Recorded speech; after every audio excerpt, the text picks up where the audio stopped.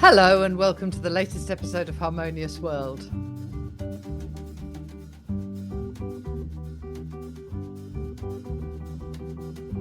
Everyone shared a little of what they are good at.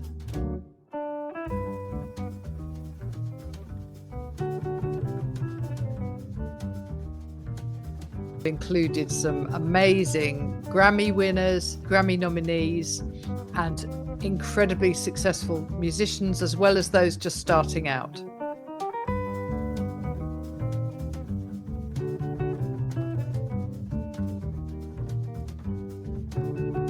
Now, and it's a lovely album. I think you'll enjoy it. What you're listening to now is the title track.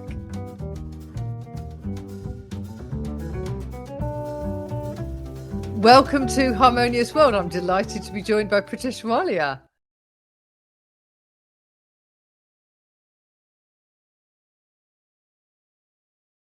How's it going over there at the moment? Quite a lot of tragedies going on in Los Yeah. Angeles for this year with the wildfires. I moved all the way from East Coast, hoping it's going to be sunny California, but it has been quite different. It's actually raining right now. It actually reminds me more of the East Coast of Boston and New York than Wow. Los Angeles. You know. Oh, goodness me. Yeah, it's been terrible. I mean, watching it from a distance, it's terrible times. Yes, but if anything's, Los Angeles people have come together to help each other out, which has been amazing to see. Yeah. Yeah, with all the Yeah, that's tragedies. great. And it was lovely on the Grammys this week to see sort of an acknowledgement of the people who've been working hard to keep everybody safe. To keep up, yeah, absolutely, yeah.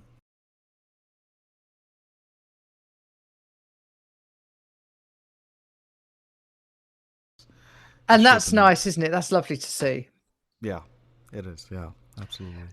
Yeah, right. So let's talk about Hopetown. Yeah, What a absolutely. lovely album. Oh, thank you so much. I really Yes. appreciate that. Yeah, Yeah. I'm So glad tell you me, get when to did see it. you write the tracks?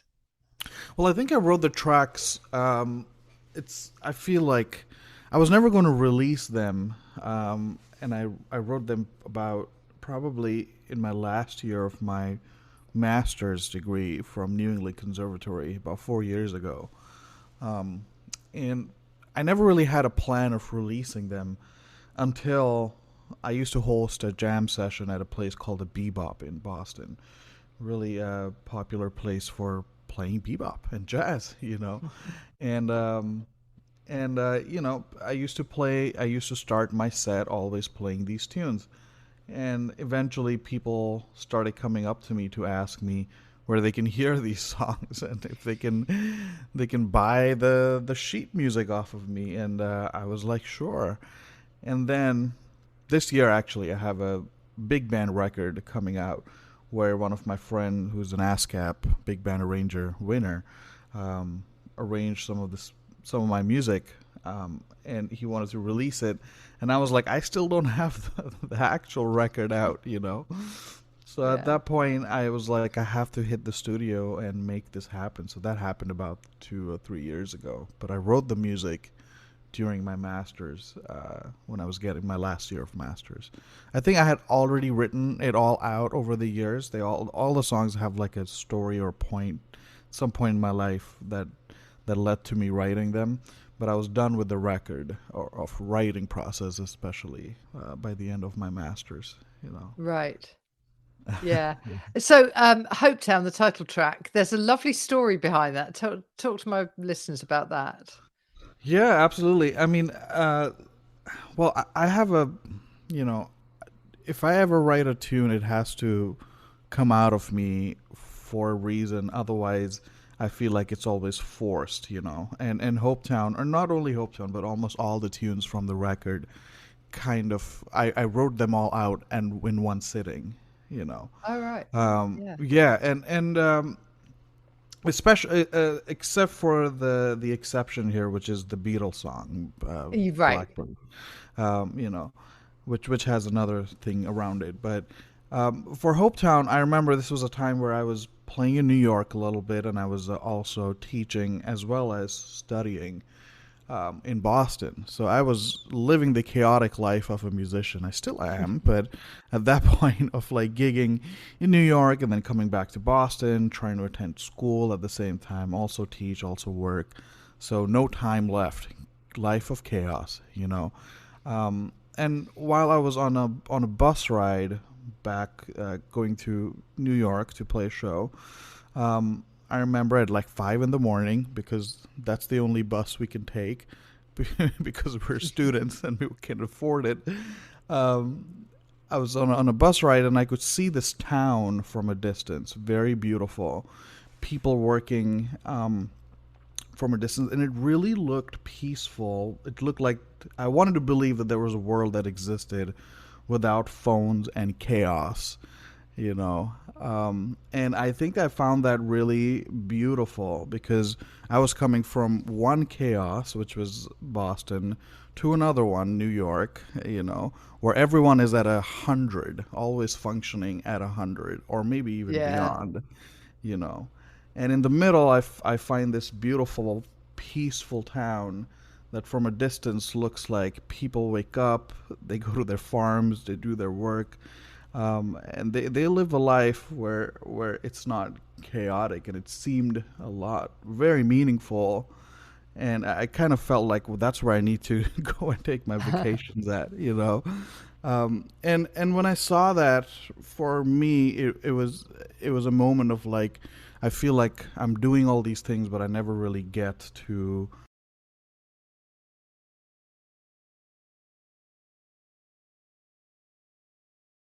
melody in it.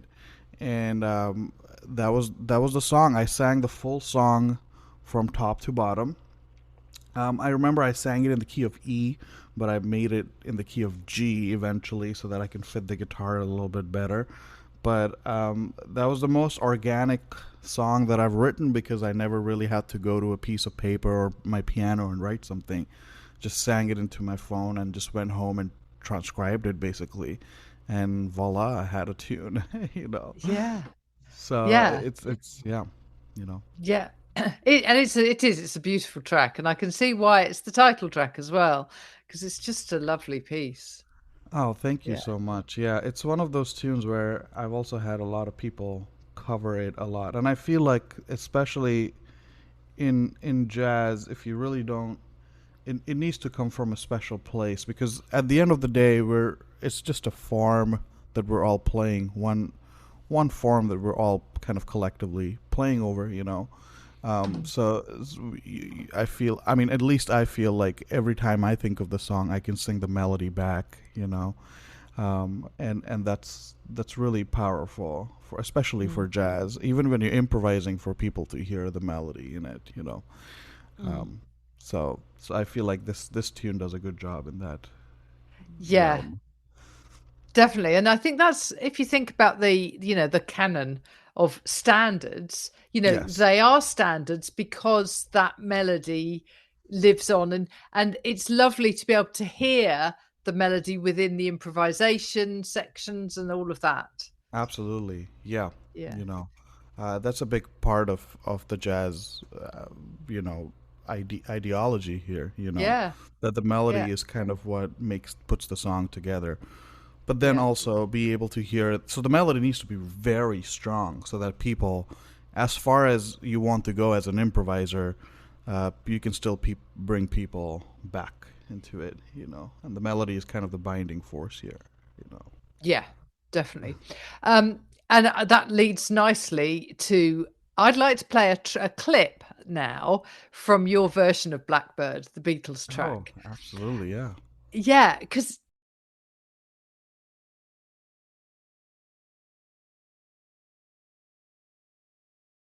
the Beatles being almost like Bach or whatever in terms of those melodies that Absolutely. yeah, they infuse everything. And Blackbird, I think, is one of those tracks that everybody knows the tune, Yeah. but you do And something different with it. Yeah, I'm I do something controversial with it, which all guitar players would either like it or hate me for it, and I'm fine with either or because I treat the Beatles as in my opinion, it's as jazz as it could be. All these forms of tunes of Beatles, they're literally in the real book for a reason. And it's kind of weird because I would show up to jam sessions and call out the most hardest tunes possible, and everyone is ready to play.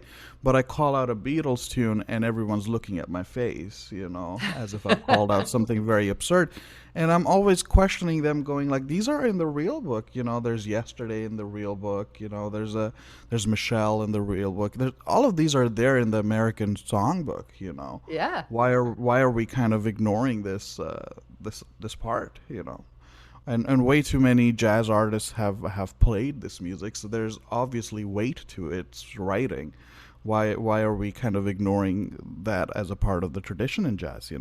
So this was kind of my way of kind of introducing that back by changing it, treating it as a jazz standard. We all play a lot of standards all the time, and as musicians playing it, we like to reharmonize, change it up, add new things. This was my way of doing exactly that, but on a tune like Beatles. And you wouldn't believe the amount of times I've called out the tune Blackbird, and almost no one in the rhythm section can keep up with the form. It's actually very hard to play. This was probably the hardest tune for us to play because the first bar is 4, the second bar is 3. There are all these weird bars to improvise over, and it's not an easy form. So this was my way of, like, in some shape or form, trying to show people that Beatles is as jazz as it gets. We can treat it as standards if we wanted to. Let's bring them more into the limelight, of the jazz land a little bit.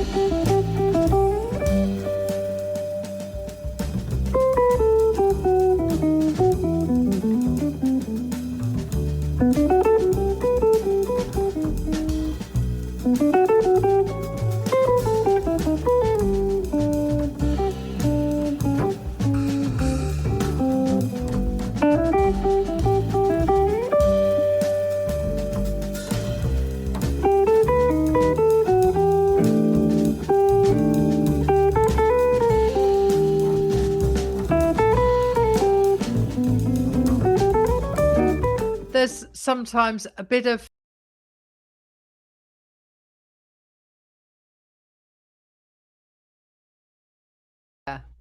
yeah. Absolutely, there is, and you'd be surprised coming from someone who plays jazz all the time that almost most jazz players, fold immediately when they start playing Beatles because the harmony is very straightforward, the melody is very straightforward. It works really beautifully together.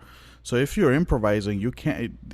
The risk taking is minimal. So you gotta know it really well. You can't treat it like math. This works on this chord, kind of system. You gotta Yeah. know the song. If you don't, you're gonna fall flat. It's this is what it is. Which is so Yeah. beautiful. It's like Bach. Absolutely. It's like Yeah. you gotta know it. you Yeah. know. No, absolutely. Yeah. I think the same is true of some Sting compositions. Some of the Absolutely. stuff is just Yeah. really amazing. Yeah.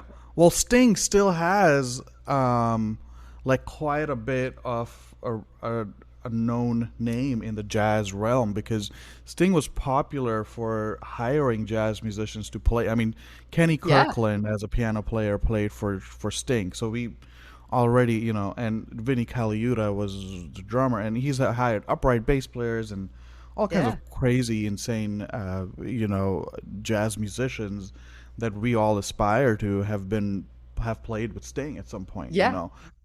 So he still kind of enters the jazz world in a way where we can look at him and appreciate it. But Right. for Beatles, that wasn't the case. Never did they ever think that they're trying to write any jazz. They were just No. doing their just really beautiful songwriting. Yeah. But at the end of the day, when we listen to it, it's as jazz as it could be, as I say. Yeah. So Yeah. Fantastic. You feature on this. I mean, it's a trio album. So with bassist Chris Warden and drummer Jen Yoshimura. yep, that's it. Okay. Um, and you played with them quite a lot. Is that right? Yes, yeah. Chris, I went to New England Conservatory with, and again, I went to Berkeley with. So two different schools. And to be honest, I worked with Chris really well, and I worked with Gen really well. It was just a matter of introducing them and putting them in one room. And it was kind of nerve wracking for me because I was like, is this going to work? Because not always we all have to be on the same page. Funny for me, I realized that they became better friends than I was ever with these guys. So that worked out really well because it comes out in the playing quite a bit. Yeah. Yeah. Um, Absolutely. it was Yeah. just a matter of putting them in one room, and I was the one following them after that. So Yeah. That's great though. That's so nice, isn't it? When you take different people and you put them together and it just works. yes, and I'm always scared of that happening because you can put some of the best players in one room, and if they don't um, kind of gel together, the music takes the fall on it. Yeah. Yeah. So it's if we're all on the same page together as people first, the music kind of starts speaking for itself. Yeah, You know. definitely. So what have you got planned? Have you got an album release for this and Yeah, gigs? yeah, absolutely. So I had an album release last year, which is not that long ago, like a few months ago. But however, I will be doing some shows from April, mostly in Los Angeles and some in the East Coast. The dates will be coming out on my Instagram and Facebook very soon, as in how they're getting confirmed. But before that, next month in March, I will start having releases on my YouTube for the full record, played live, that people can watch. So they get an idea of what the record sounds like and then what it sounds like live. All recorded at Sam First, um, a venue, very very beautiful, renowned venue here in Los Angeles. And then those that will be the full record, and there will be all different releases of different tunes sporadically over the next month, so people Right. can check out the full record, and that will be kind of taking us to a small tour of a few East Coast and a few West Coast venues, Yeah. this year. So that's the Fantastic. plan. Yeah, absolutely. Brilliant. But you also you also play with other people, don't you? Yes, I have my own organ trio. This year, I'm also releasing which organ trio is releasing a tune with Bob Shepard, a very amazing saxophone player. Played with Herbie Hancock and Chick Corea, many many people. and that's an organ trio that I manage and write for as well. And I also have a big band record coming out this year, which has the song Hopetown arranged for big band. Lovely. Coming out in June. So that's the plans. A lot of musical plans for this year. Fantastic. 2025 feels like a good one for a lot of different people and a lot of, music going on around the world. A little too over ambitious, I feel like, for myself. Yeah. But let's see. Oh, that's brilliant. Oh, well, thank you so much for joining me, Pritesh. It's been really good Anytime. talking to you. Absolutely. This was amazing.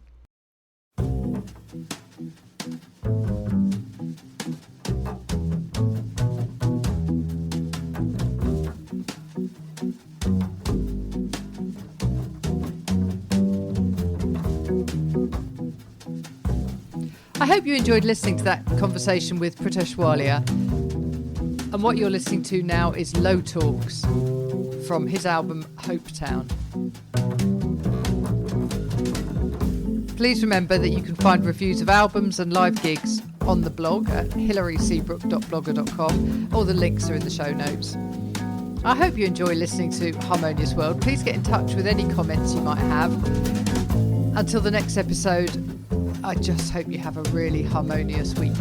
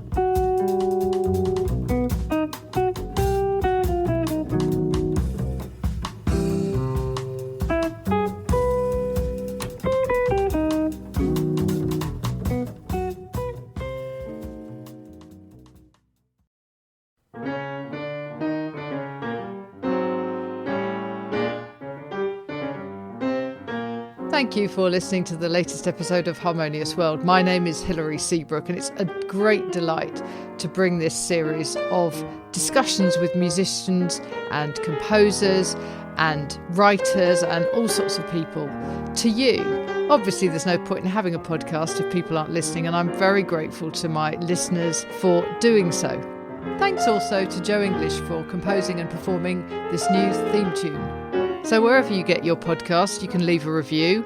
You can share this with your friends and family, either as a link or on social media and that sort of thing. I'd be really grateful for that. Don't forget that you can subscribe now. There's a link wherever you get your podcasts.